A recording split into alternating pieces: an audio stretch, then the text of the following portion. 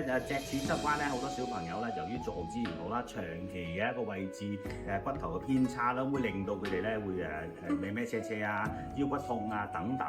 咁所以咧一定要搞清楚佢有冇呢個問題。好，第一件事啦，呢個 BB 仔坐咧坐得係唔啱嘅姿勢，大家摸一摸，呢個骨咧係向後凸緊出嚟嘅，咁所以咧一定要矯正佢嘅。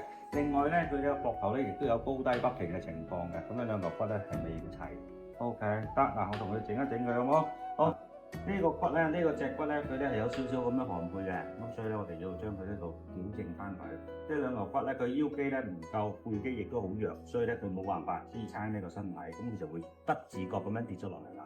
好，咁呢度咧，我要同佢掹翻開啊，掹到啦。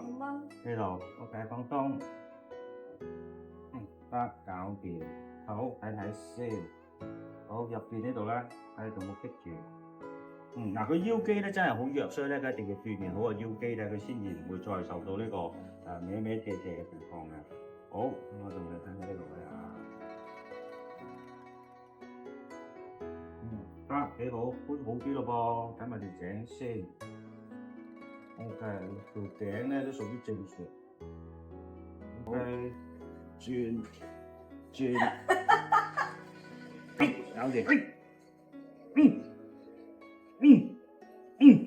搞掂個位，冇錯，係啦，其實少少呢度啦，我同你整翻正嗰條頸先，搞掂，好 ，OK，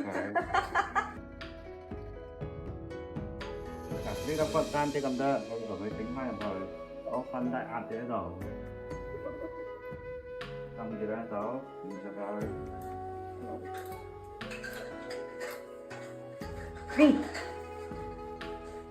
呢度。緊住，知唔知啊？喺呢度啦，有冇感覺？我感覺你喺度捽。